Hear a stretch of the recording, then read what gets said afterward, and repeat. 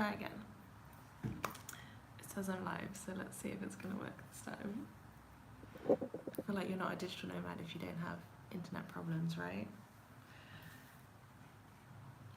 So today's live stream was suggested by Emma Rose on Instagram because people ask me a lot if I do mentoring and if I do one-on-one coaching, and the answer is no, I don't do one-on-one stuff because there's 24,000 of you. But I do want to do more like interactive stuff like this rather than me just making advice videos. So, oh yay, okay, cool, people are coming. Yeah, so my idea for this live stream is to be able to answer your questions about becoming a digital nomad, and kind of give you specific advice if you have it. So you can ask me anything about nomad life, how to become one, like careers, working, all those kind of things. Okay, we got Mohammed and Amit. This is cool. Any tips on dropshipping? Well, that is a big question. There's loads of courses. I always recommend Udemy courses because they're a really cheap way to get started, so you only have to spend $10. I haven't taken any courses on dropshipping, but okay, how do I get these questions to come up? Like as I'm looking, they immediately vanish. Great, okay. Oh, here we go. Yeah, so I'm actually going to do a video soon about dropshipping compared to FBA and kind of what's the difference between them and why you would choose each one. But for me, the good thing about dropshipping is that you don't have to invest in any product. You just make a website that will sell the stuff. So your investment is in probably some money on building a website, but also like time and knowledge on setting up Facebook ads and a lead funnel, and maybe you have a free ebook to promote it first and all that kind of stuff of lead funnels and web pages. Whereas for Amazon, you don't really have to do much on the sales side, you just have to source the product, but you do have to pay for the product up front. Oh, Eve's here as well, hello. Yeah, so I had a bunch of questions on Instagram that I also want to answer a little bit as well. So let's see what we've got. Someone said, do I know any nomads that own a dog? And yes, I do. I personally know one couple who travel with their dog. They are American, but they have a dog who is really small, so you're allowed to take it on your lap on a plane for most airlines. So they do that. They take him around the world with them like that. But I also have seen someone had a dog who mostly does like train travel and van travel, so either around America or around Europe.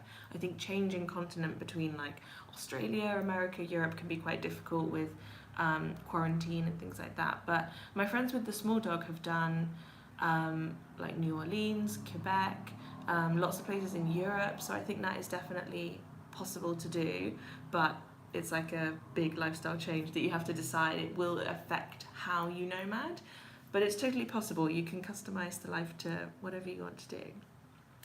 So let's see what else I had on here. Jean wanted to know, she's doing Australia. Yes, I'm currently in Australia. Yeah, you guys should tell me where you are at the moment in the world. Samantha, do I get paid into a UK bank account? I'm a big fan of Revolut, so I use Revolut for most of my banking. I absolutely love it. I don't really like get paid because I don't have clients or a boss, so I don't really like give out a bank account for people to pay me into, so that's not really the same problem that I have. But my Udemy all goes into PayPal. That's the only way that they pay really is into PayPal, which is a bit frustrating because you lose out on the exchange rate. But yeah, so I'm a big fan of Revolut is my answer if you're looking for a UK account. But yeah, so that's that one. Let's see what other stuff people are saying. How do I like Australia? And have I ever stayed for more than 2 weeks in Italy? We love Australia, would love to move here. It's got everything we could possibly want, but it's just too far from all our family and friends in England, so we wouldn't ever relocate here, but we'd really like to. If someone could invent like super fast plane travel, Elon Musk, then that would be amazing. I don't know if it's still going. Okay, I think it's still going. Sorry if I'm dropping out. The internet in Australia is apparently not going to cut it this morning. Do I know anything about eBay stealth accounts? Nope. but I'd be interested to know, Mohammed. It sounds like you know more than me about those. I don't know anyone who sells on eBay. I know that you can find things on Amazon Prime and list them on eBay with next day delivery, because most things on eBay take so long to arrive that I think that's quite a big selling point. I know someone who was doing that. I think there might even be software that connects them together, so if it sells on eBay, it automatically buys it from your Amazon and delivers it to them. So that's an option if you're interested in eBay. Let's see what else came from here. How do you translate 9 years of corporate experience into a business consulting business? Yeah, so I do often recommend to people that they start off with freelancing in whatever their career is, rather than starting with dropshipping or Amazon or eBay or Udemy or e-commerce or any of that, because it's a really, really easy transition. So either while you're still in your home country or once you've like moved to Thailand or gone traveling, then it's a really nice way just to make a bit of side income. So that's what I did. I did a little bit of freelancing here and there, but just part-time to like pay the bills. And then while I was doing that, I built up like a passive income company. So I think that's a really good way to start. How do you transition? I guess it kind of depends what you mean, how to translate corporate experience, because I think the main thing you need to do is try and find clients and not get too hung up on making it full-time or a huge thing. Just get kind of 1 hour sold at a time, just get a few clients, friends of friends, that kind of thing. I always recommend to try not to do too much unpaid work at the start. So I think it's good to charge as early as you can, and just start trying to build up a bit of a client base. I'm sure, Lydia, you've been following me for ages and you're super reliable and confident, so I'm sure you'll get loads of referrals. But yeah, just try and get those first few clients. Just tell your network on social media and in real life that you're in the market for clients, and I'm sure things will come your way. You have to just kind of get started and put it out there and see what happens. But it doesn't have to be a full-time switch, so you can just try and get a few things on the side of your current work and then progress from there.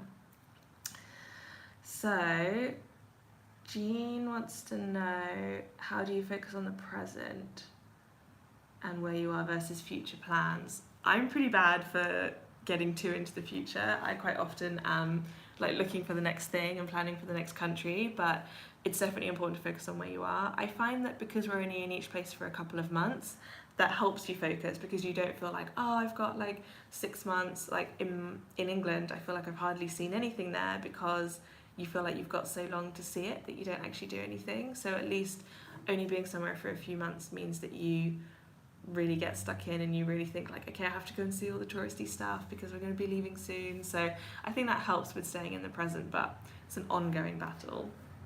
Let's see, I'll do some more questions from you guys who are actually here. I just started an e-commerce business and I'm planning to live in Thailand for some months. Can you tell me how much monthly budget I need? I think $1,000 a month in Thailand is enough for a very nice lifestyle.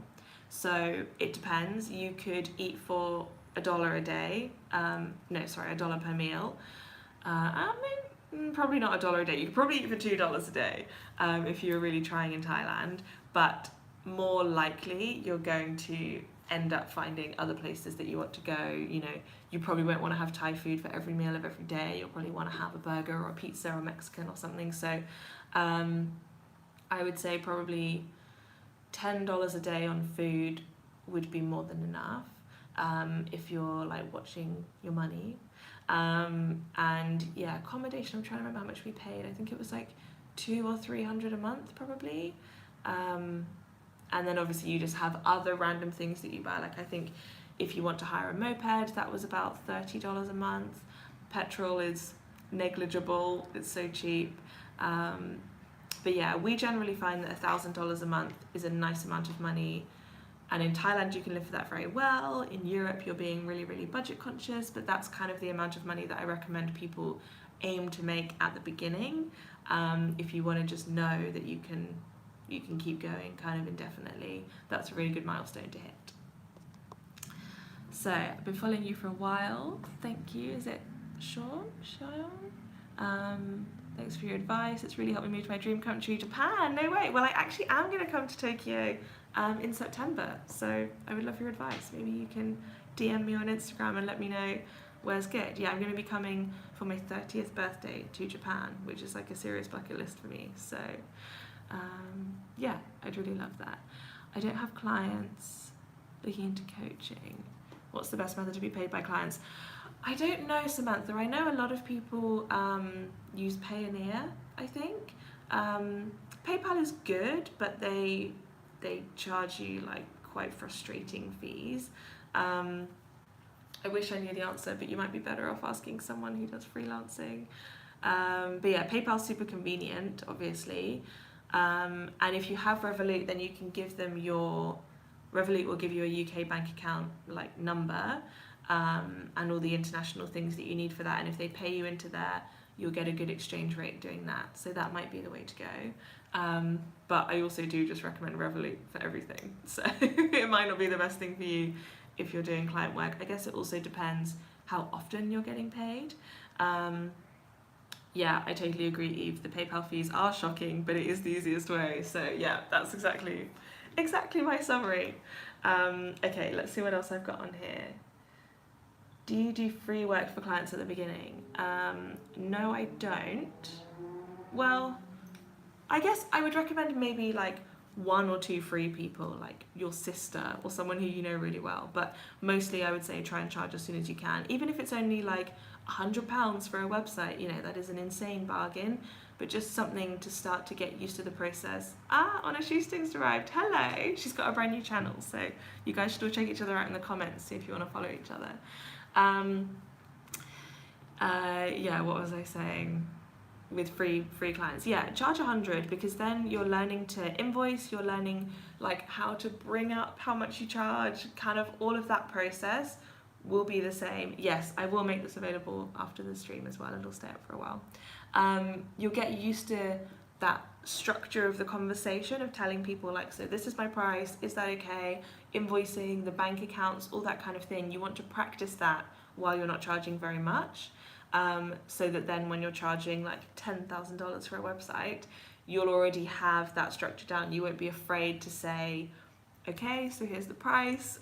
You're kind of used to making that transition. And also just for personal value, like it feels so good when you first get paid for freelancing or for anything like that where you're being a nomad and you're actually getting paid for it. It feels so good. And the first money that I made on Udemy felt so much better than like the big money. You know, making several thousand a month is awesome, of course, but the thing that feels so good is when you get that first $10 sale and you're just like, oh my gosh, someone's gonna pay me to do this. So I really recommend charging for your freelance work early on, even if it's only a really small amount. Okay, have you tried to promote your courses at Udemy yet? Do you mean in this live stream? No, I don't really promote my Udemy courses very much. I mostly focus on how I get the course set up at the start. So I do like a big launch to all the previous students. I make sure I get a lot of reviews early on. So like the first 48 hours, ideally for sure the first week, I want to get as many reviews as possible so that you can rank well on Udemy. So you want to make sure you're on the first page. Obviously you can be the top result, then that's amazing.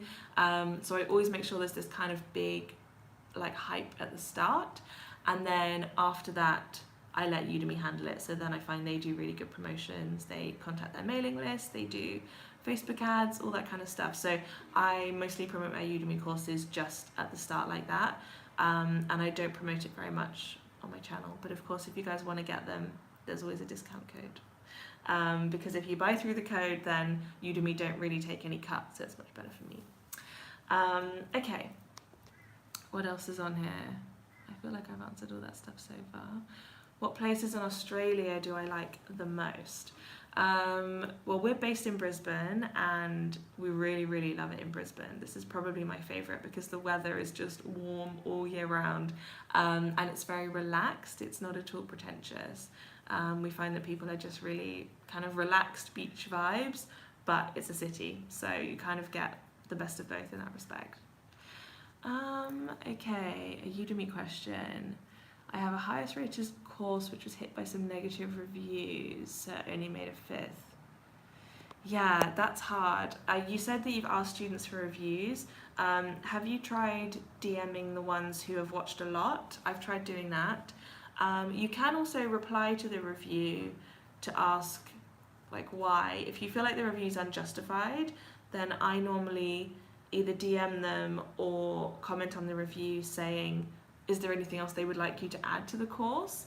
I don't think you're probably allowed by Udemy to reply and say like, why have you given me 1 star? This is outrageous, even if it is.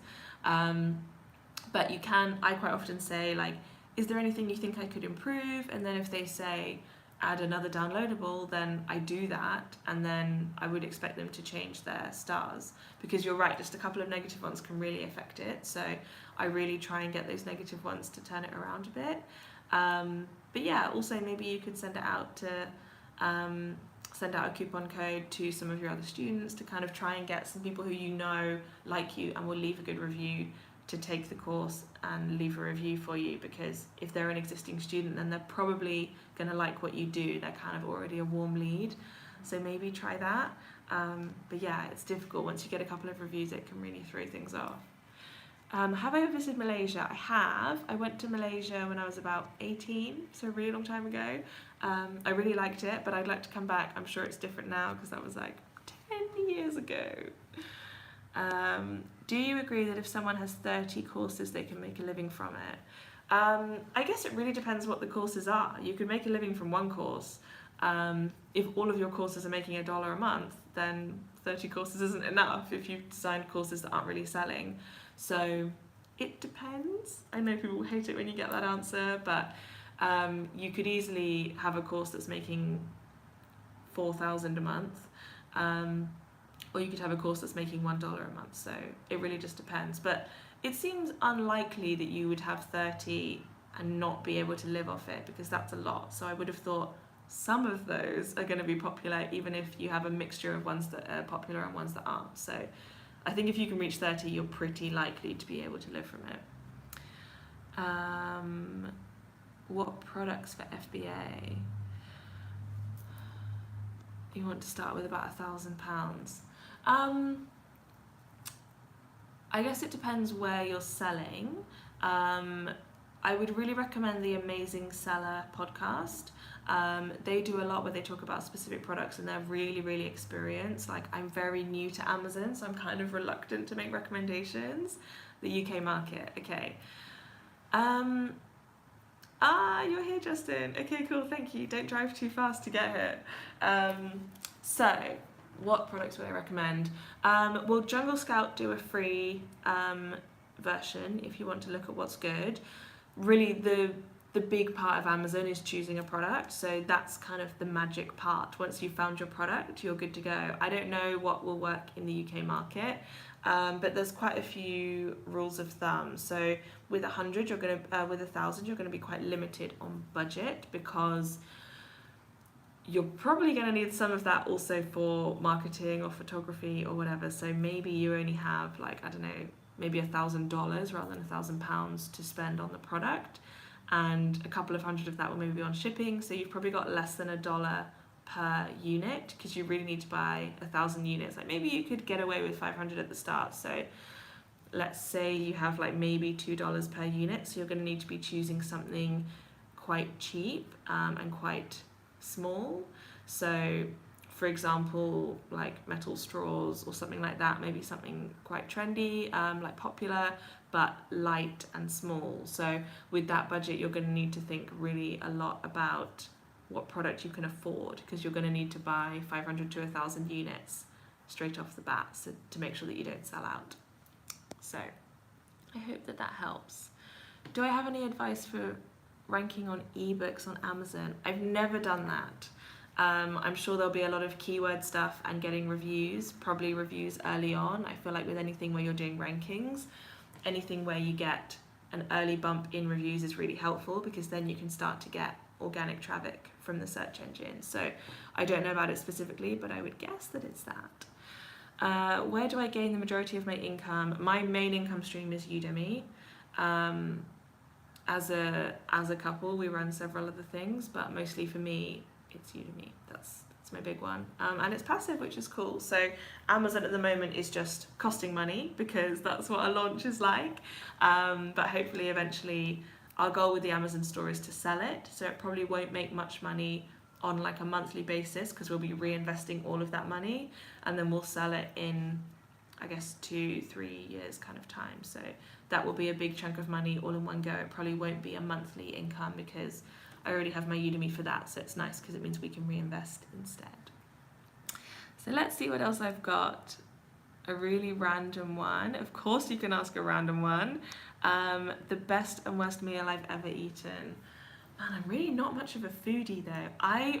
Breakfast is definitely my favourite meal of the day, and I'm a real sweet tooth, so the food we were having in Bali was really, really good. It was really healthy, and they had these plant-based pancakes, which was basically like cinnamon carrot cake, but in a kind of waffle shape, and that was really good. But I really love a hotel breakfast. If I ever get the chance to stay in like a Hilton or somewhere that has a really nice hotel breakfast, I just love how you can have a bit of everything, like granola and fruit and salmon and like the whole mixture. So that would probably be one of my best meals for probably a breakfast. Like I have a very memorable meal, which was breakfast on the beach in Gili Air, and it was just so beautiful, like just this abandoned paradise, like hardly anybody there. So that's probably one of my favourite meals. My worst meal, we had a really terrible meal in Bolivia because we were just in the middle of nowhere when we were doing the like Salt Flats hike, which is on my channel. It was one of the best trips of my whole life. But we did have a meal there that I think was like alpaca and this just like kind of really dry steak. And if you guys know, I'm like kind of trying to be a bit vegetarian, but it was like really chewy and yeah, just in the middle of nowhere. And I was quite worried that the plate seemed a bit dirty and I didn't want to get sick because we were so far away from everywhere, and lots of long journeys in the car, so you really don't want to be ill then. So that was kind of a stressful meal because anywhere where you're worried you might get ill and it's not a good time to be ill, it's never a good time, but you know, those are normally some of my worst memories, are just the worry. Okay. Man, there's so many people here, guys. There's 25 of you right now. That's so cool. I hope the time zone was okay. I know it's quite late for Europe, but the sun is rising right now, so I couldn't have done it any earlier. I would have been in the dark. And it's like 7:30 in the morning, so. Okay, my three favourite countries for living as digital nomad. Probably just Thailand, Bali. They're kind of very similar, but I still think it would probably count as two. And then my third one, we really like Australia to live, but I guess it's probably not that great for a nomad because it's quite expensive, and it's hard to travel around because it's so big. We spent some time recently in Gran Canaria, which is in Europe, in Spain, and that was really excellent because the weather is very consistent, so it's 20 degrees all year round. And there was a really good community there. There were several co-works, there were some co-living spaces. I did a whole video about it, so that was really awesome. Oh, Jean's got to go. No worries, it was so nice to see you. Update on how I'm finding life coaching. Oh yeah, okay, we'll talk about that. You can watch it later in the recording. Thank you for coming though. Yeah, what was I saying? Gran Canaria. We really liked Gran Canaria. Apparently Lisbon is also very good, got a very good nomad community. And there's also lots of places in Central and South America, so Costa Rica, Colombia, Mexico, lots of those are popular with nomads, so they would be good choices as well.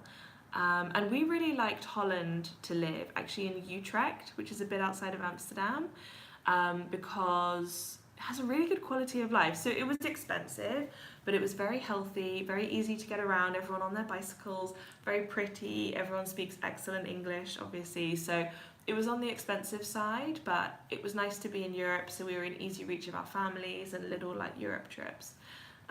Yeah, so one of those, that was more than three, but I cheated. It's my channel, so I'm gonna cheat.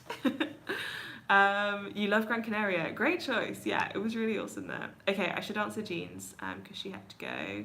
how am I finding the life coaching? I love life coaching. So I have had several different coaches at this point. One of them I did an interview with on my channel. So if you guys are interested in working with him, he was offering a free session to any of my subscribers. So you can go and have a look at that video on my channel, and his contact details are in there. But I've worked with several coaches. I just recently worked with a guy called Sam, who is, I guess he's kind of a blend of like productivity and goal setting, but also more personal stuff of like, where do you see yourself and how authentic are you and all that kind of thing. And then I have another coach right now called Katerina, who also has a YouTube channel, and she coaches me on like a monthly basis. So I've worked with a lot of different coaches. I think it's very important to find a good fit. And I feel like coaching is the kind of thing that you feel like maybe you don't need, everything's fine, you know, first world problems, but when you get one, it's really exciting. They give you a chance to reflect on whether you're actually happy and whether you're actually getting what you want and how you spend your days. Are you a workaholic like I can be? Do you have strong relationships? Do you have close friends? And yeah, it stops that kind of accidentally, like the years are slipping by and are you happy and are you getting what you want? So I think it's worth every penny. Coaches vary massively in price from like £40 an hour to like £500 an hour. So it depends massively what your budget is, but I'm sure there's someone out there who is suitable for you regardless of your budget and kind of what type of coaching you're looking for. But yeah, I really recommend that. So, okay, let's see, Justin, I know you've been waiting to ask your question. So, I'm at a point where I'm not sure how to start becoming a nomad. I'm currently finishing some courses in digital marketing, web development, and teaching English online. Okay, so basically, how do you start? I would say it sounds like you're pursuing a lot of different things, and it's important, I think, to do one at a time. I think it's good if you have lots of different interests and lots of different skills, and being an entrepreneur does require a very varied skill set, but I think you probably shouldn't try and start all the different things at the same time. I think focus on one. So focus on, what were you saying? Teaching English, digital marketing, web design. So I guess digital marketing and web design would work together if you wanted to build your own thing. You're going to be doing both of those, but if you're looking at getting started with something really easy, like maybe freelancing, then I would say, you know, try and freelance in web design if that's the one that you most enjoy and the one that most naturally like sparks with you and fits your existing skill set, then that's probably whichever one that is to start with. Teaching English is a really good, easy way to make money online from day one. I know someone else in here asked if I ever taught English. I have never taught English, but I know a lot of people who have, and I know it's a very common way to get started. There's tons of videos on YouTube of people reviewing the different websites and giving advice and like what tech you need. I know Sophie's World has done lots on that. Traveling in Autumn and Travel Beans, all three of those I know teach online and have given really detailed YouTube videos about it. The downside with teaching English online is you're selling your time, so you can only make as much money as you have hours in the day, and it's reasonably low paid. Like, it's never going to be passive and it's never going to be like a big profitable career, but it is easy. You can just pick it up from anywhere. There's lots of like agencies and services where you can just log on whenever you're available and they prepare the lessons for you, so it's really easy. So that's a really good thing, I think, is that you can just pick it up anywhere and you don't necessarily have to find clients or find students. You can just use an agency. So I think it's a very easy way to get started, but you probably won't do it for very long because you'll probably decide you want to make more money and you'll get exposed to other things. But I think it's a good way to start where it just pays your rent, and then on the side you can start building a business. And digital marketing and web design, like you said, will be really good ways to start building an e-commerce business or an agency or something like that. So that's a good combination of skills, but I would mostly recommend that you should start with one thing at a time. Otherwise I think you'll get overwhelmed and give up. So focus on one thing at a time and just try and make your first $100. Okay, on a shoestring. Everyone else asking serious questions, I'm asking all the lightweight ones. Well, that's good. We need to have a mixture. So what are the home comforts you miss the most? I don't know if you can call family a home comfort, but of course I really miss them, all my family and friends back in the UK. I also really miss having a pet. That's like the worst thing for me, is that it's hard to have a pet when you travel. Although some of my friends actually do pet sitting, and that's really good because then it's just like a temporary pet. And you normally get accommodation included as well, which is nice. But what home comforts do I miss? I really miss my wardrobe. Like, I have a huge wardrobe of really fun clothes, and I try and keep it fun anyway with like crazy outfits. And obviously you guys will probably know that I thrift all of my wardrobe, so I buy everything secondhand. So it means I can change my clothes a lot. I can wear things just a couple of times and then donate them back and buy new ones, and it's all secondhand, so it's like a circular economy. It's very sustainable. But I do miss like having a ridiculous collection of high heels and handbags and those kind of things that I wouldn't travel with. I don't travel with any high heels. I just have flip-flops and trainers. So I do miss that. Yeah, you can look after my wardrobe for me. Yeah, so I do miss having a really extensive wardrobe where you can just have fun, and I can wear like a crazy pair of heels, which I don't really get to do while I'm traveling. So when I'm back in the UK just for like a week to see my family, I'm always wearing like 2 or 3 outfits a day because I just like want to play. For me, they're like toys. I want to play with all my toys. Okay, let's see. What else have we got? What about Forex markets? You mean to make money? I don't really know about that. My skill's more about teaching, so I don't do much financial stuff. What about, should I save before becoming a nomad? So if you want to become a nomad, I mean, you can do it with no savings. I know people who have, but I wouldn't personally recommend it. I had about $10,000, but I don't think that's necessary. I just happened to have that because I'd been living with my parents and I'd been working full-time as a consultant. But it gave me a lot of security because I knew that I could live for like a year in Thailand without making any money. So I didn't worry at all that I was moving to Thailand without a plan for how to make money. So that was really great for me, was having a huge amount of savings. But I think if you can save like a couple of thousand, then that's probably enough. I would say you should always have enough money for a ticket home. But maybe you're just buying a return ticket anyway. That's what I did. I just bought a return ticket to Thailand for 2 months. So I knew that I would be coming home regardless. But yeah, so I'd recommend you have a ticket home because you don't want to get stuck abroad with absolutely no money. But then aside from that, I think like 2,000-3,000 would be a good amount to have saved, because that will buy you, like 3 months with no income. But I made income pretty much from day one. If you're doing freelancing, then you can set up your clients before you go, so you can already have an income from that. And even Udemy, it was only small, but I made $25 in my first month and then $100 in my next month, and it built reasonably quickly. So it depends. If you're doing Amazon, then you're going to need more saved because that's going to be expensive. But if you're doing freelancing, then you're going to need less saved because you'll make money straight away from that. So it depends what you're comfortable with. It depends what your living expenses are. But I normally tell people like a few thousand, like kind of 2,000 to 5,000, I think would be a sensible amount. But it depends how risk averse you are. Okay, would I do a makeup tutorial or would I only do that on Udemy? When my channel first started out, I was doing makeup and fashion videos. My channel started as a thrifting channel about like secondhand fashion. So if you go way back, there will be some makeup tutorials. My audience now is 50-50 men and women, so I'd be reluctant to do makeup because I think it will exclude like 50% of my audience. Maybe 49, maybe some of the men are wearing makeup, but probably not the whole 50%.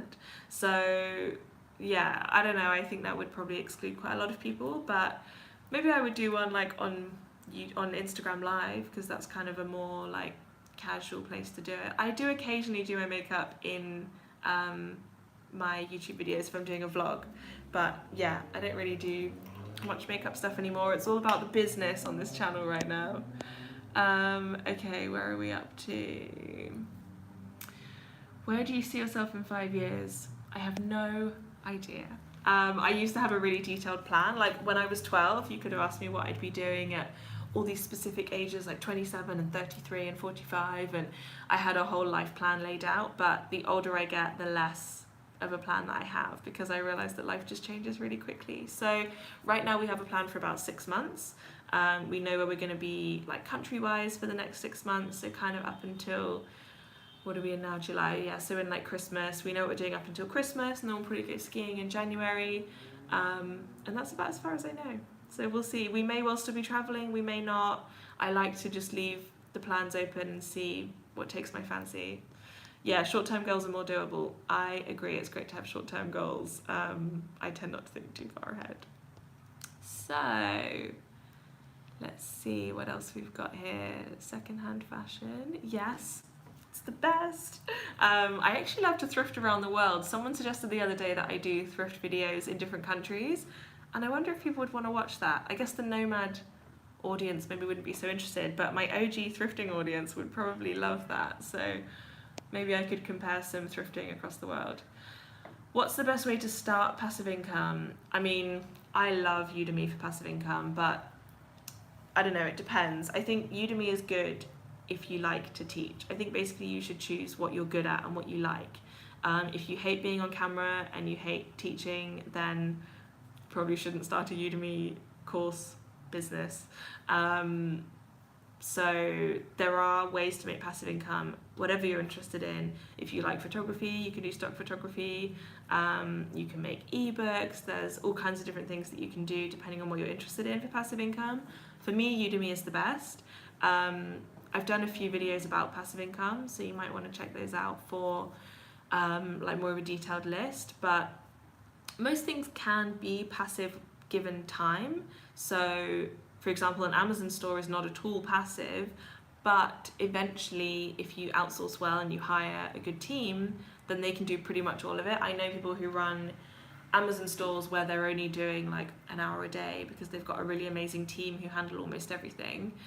And then of course you sell it, so you get a big chunk, which isn't passive, but is like a whole, you know, maybe $1 million or a few million, all in one go.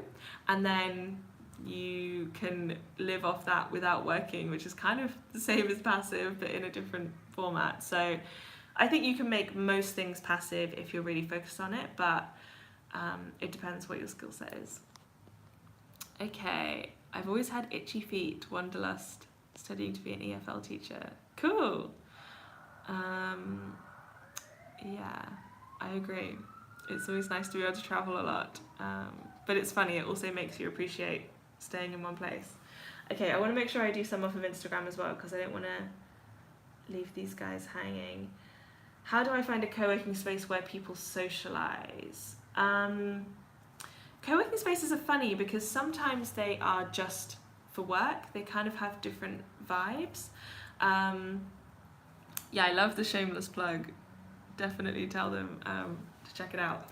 So, how do you find a co-work? Yeah, I normally, to be honest, just go on like Google Maps or Google and just search for co-work Brisbane, and then check out the reviews. And most co-works will let you do a free day, so you can go in and you can see if it's the right kind of fit for you. We mostly choose based on location, to be honest, because we hate commuting, so we like to get somewhere that's as close as possible to wherever we're going to be living, or maybe what gym we're going to, like something to reduce the commute.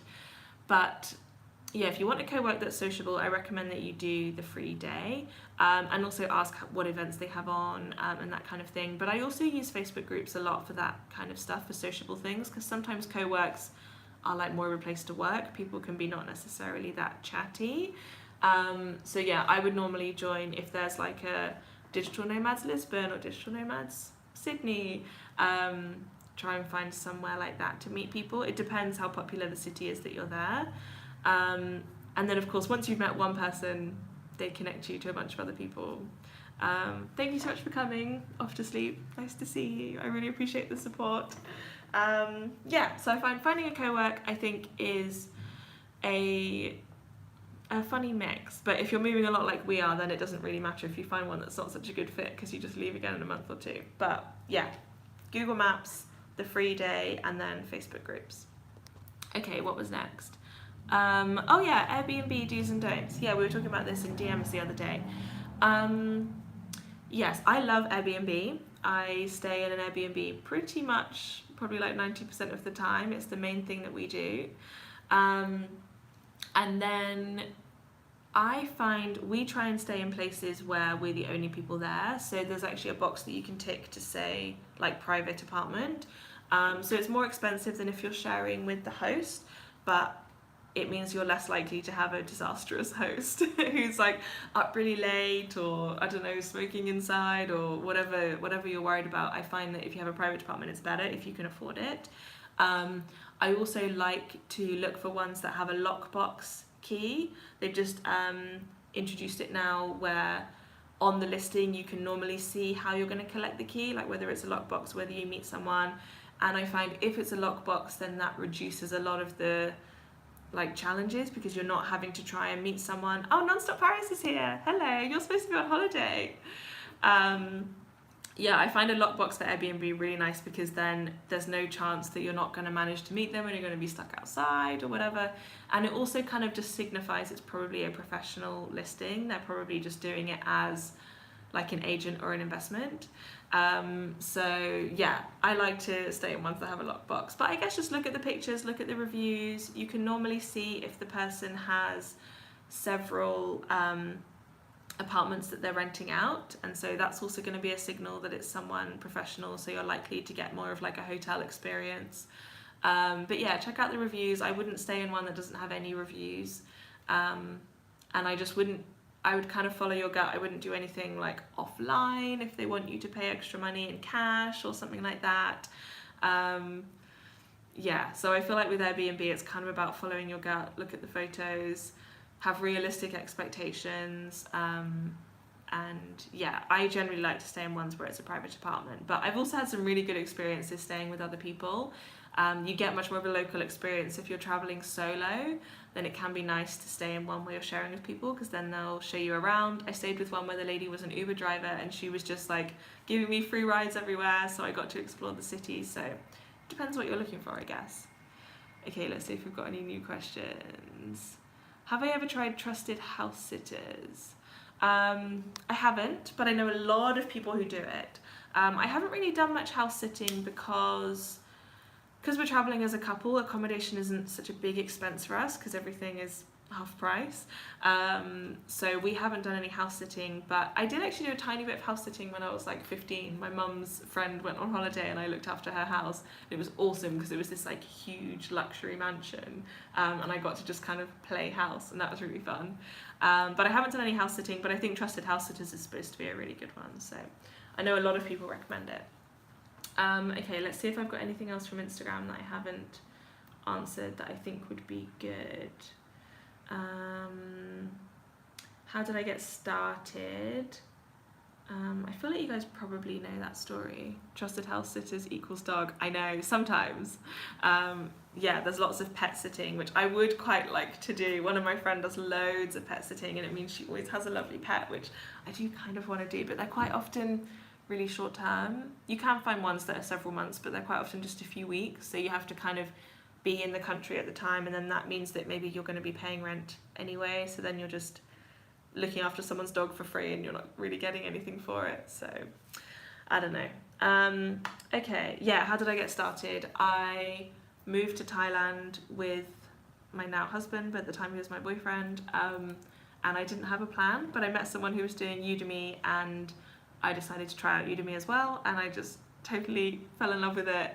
And before you know it, that's what I was doing full time, and that's still what I'm doing like 5 years later. Got some comments on Trump. Sweet. Well, welcome to the internet, guys. Oh, my brother sent me a comment on Facebook, on my Instagram, saying, does it upset you that he's the favourite child?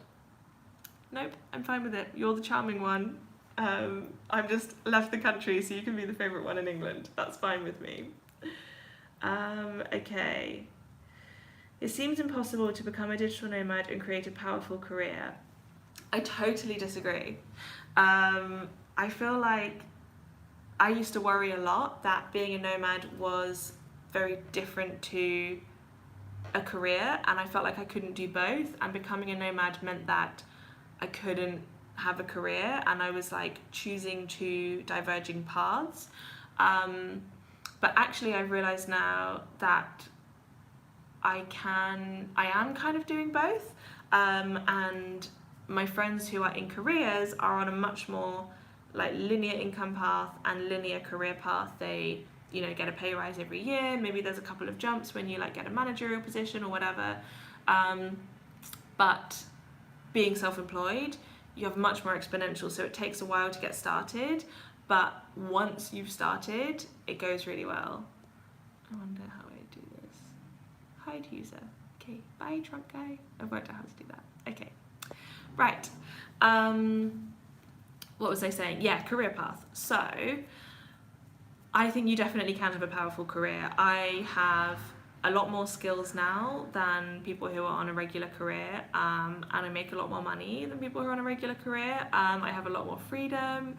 You're instantly in a managerial role, like you're hiring people and you're running a team who are based all around the world, and you get to do things more quickly. So by this point we've worked in several industries and run several different companies, and it's only been like 5 years, whereas you could easily spend that just being, you know, the digital marketing assistant, and then maybe the digital marketing manager. But I think you definitely don't have to choose between a career and being a nomad. I feel like I've had both. So do I miss my family? Yes, tons, but that's the price of being a nomad. EI, are my questions visible? I don't know, I haven't noticed it, so maybe post again in case I didn't see it. Any new books lately? I am currently reading, I can't pronounce it, but Murakami. He's a Japanese author and I really love his stuff, and I've just started his book, which I saw in the airport. You know when on Kindle you don't realise how long they are? I saw it in the airport and it's like a massive book. So I think at the moment Kindle's telling me it's going to take me like 10 hours to read, so I better crack on with that. Yeah, you love him as well. I totally agree. He's such a good author. Yes, I've just started that. I think it's Killing Commodore. So I'll let you know how that goes. But I just finished Circe, which was like the biggest book of last year, and I was not that into it, which I know is a bit unusual. Yes, I've read Norwegian Wood by Murakami as well. I love it. Yeah, I feel like everybody loved Circe, and I just didn't particularly like it. I found it's basically like telling the whole Greek mythology stories, like all of them in one book, and it's not a very long book, so I feel like there was a lot going on, and so you couldn't really get that into any of the plots. There was kind of too much happening. Yeah, so I found Circe wasn't that good, but I'm really enjoying Murakami so far. So okay, what else have we got? Recommend the Wind Up Bird Chronicle. Okay, I will check that out. How much investment to start? We did that earlier, so that was like a couple of thousand ideally. It depends what you're going to start. If that's just for living expenses, that will be fine, but if you need to invest in building a website or buying Amazon products, then it's going to be a different amount. Did you say Greek mythology? Ah, cool, yeah, from Greece. John Doe. Is that your real name though, John? Maybe. I'm seriously considering doing the whole digital nomad thing, but I'm a bit nervous about how to sell the idea to my partner. How can you respect their dreams as well? I guess you need to ask what their dreams are, and then see if it can fit together. But I guess you don't want to just convince your partner to do something that they don't want to do. But if they're just afraid or unsure or that kind of thing, then of course you can paint the picture for them and help them have self-confidence and believe that being a nomad is possible and that you can make a good income for it and all those kind of things. So I think there's definitely overcoming misconceptions and explaining things well. Oh, you just had a nosebleed, Cheryl. Take care of yourself. Yeah, like you might want to explain to them the reality of what it's like. Maybe people think it's not possible, or it's all a lie, or you can't make any money, or like other misconceptions, like you can't have a career or you can't have a dog. But if it's just not something they want to do because they're a real homebody and they love to see their family all the time or things like that, then maybe it's just not going to be suitable for them. Like, I do think there's a reality to being a nomad that doesn't suit everybody, but you can also customize it. So if they want to see their family a lot, maybe you live in America, you could just not leave America, like travel all around America, see that kind of thing. Or you can stay in Europe and pop home to see them in the UK quite often. So you can structure it however you like to be flexible. So I would say that you try and adapt. Citizen of the EU's arrived. Awesome. Yeah, you can adapt it to what they want, but I think the best thing to do is to ask them what their dreams are, and see if you can fit it in together. Maybe you'll discover that they've always wanted to volunteer, or they love animals, so you could go to a country where you can afford to pay the rent, and so they can volunteer with animals. Or, you know, if you work out what their dreams are, there's probably a way to incorporate it, because being a nomad is such a broad label that it's really, really adaptable. So hopefully you can find a way to make it work together. Okay, let me see. Myths debunked. I have made a video about misconceptions. Well, actually, it was more about, I just made a video about all of the downsides. I don't think I've done one about the myths, actually. That would be an interesting idea. Maybe people can submit myths that they think I should answer. Oh, bless you. Your friend's in the shower, so you've come to the live stream. I appreciate that dedication. Thank you for coming. Multiple income sources versus focusing on just a few. Yes, I think multiple, always. I think there's some statistic about how millionaires have like 12 income sources or something. Like there's always more than you expect. So I definitely think you need to have multiple income sources, but you probably can't do that from day one. You probably need to focus on one at a time and build them up, like start one and make it passive, and start one and make it passive. Or what I have kind of done, I guess, is start one, discover it doesn't make that much money, move on to another one. So then that does kind of count as multiple, because then they're all just small, so you're kind of building things up. So you know, we have some previous companies which still make a bit of money every month. My YouTube makes a tiny bit, you know, affiliate links from 5 years ago that people occasionally click makes a tiny bit, and those are all income streams. So I feel like that's a good way to do multiple, is if something's working, then double down or try and make it passive, and if something's not working, then leave it behind, but at least it still kind of adds to your stream. And then once you have money saved up, you'll be starting to do investments, and those are more income streams. So yeah, there's kind of a mixture, I guess.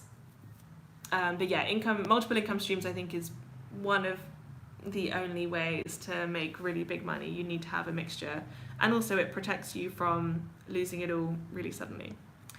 Okay, where are we up to? I'm still on track for my freelancing journey. Yes, this is great news, very exciting. Do I miss my siblings? I only have one sibling, I have a brother, but yeah, I do miss him. I'm hoping he might come travel with us at some point. I'm trying to convert him. Thank you so much for the answer, no problem. What's the proportion of failure for nomads? Good question. I feel like the people who I end up staying friends with, okay, bye, thank you for coming. The people that I end up staying friends with are people who are probably gonna succeed, I guess. People who are like proactive and optimistic and hardworking and smart and like interested and all these different things. So I haven't seen any of my like personal friends fail. Failure is kind of a difficult question because it depends how you see it. So, you know, I did a Udemy course that only made like $10 ever, and bizarrely, I don't necessarily see that as a failure. Maybe I'm in denial, but I feel like I learned a lot from it, and it still made a little bit of money, but it definitely taught me which courses don't sell. So it depends how you see failure, I suppose, but I guess you're probably defining failure as couldn't make enough money to sustain yourself, so moved back home. I guess that's failing to be a nomad. Yeah, I don't feel like I've seen people fail, but I'm sure it does happen. But I guess you probably fail if you're not going to a hotspot, you're not getting plugged into the community, you're not speaking to the right people. So I don't really see those people.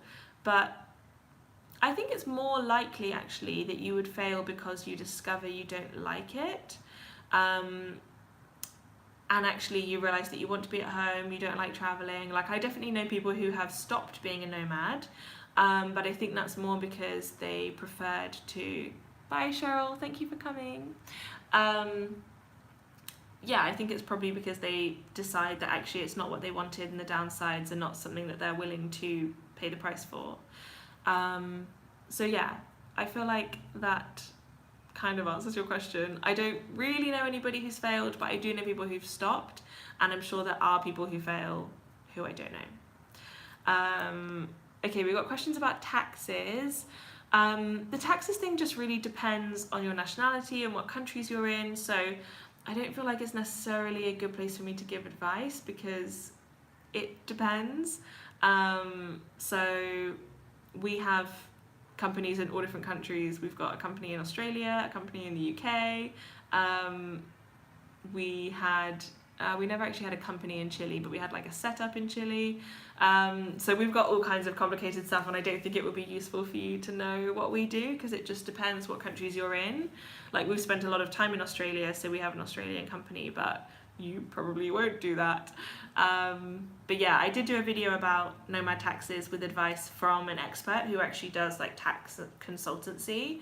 So that's probably going to be more helpful to you than knowing how we do it, because we do it a pretty weird way. But a lot of people I know have American companies for tax reasons. I think it's not Dallas, what's the place where everybody has their American company?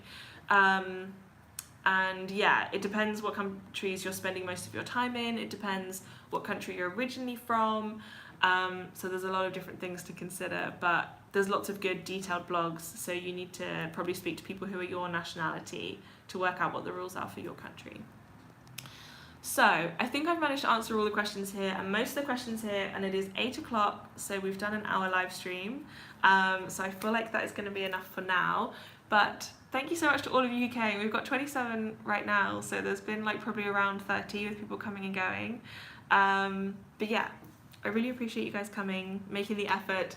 I've been able to watch the sunrise in Australia, so this is quite a novelty for me.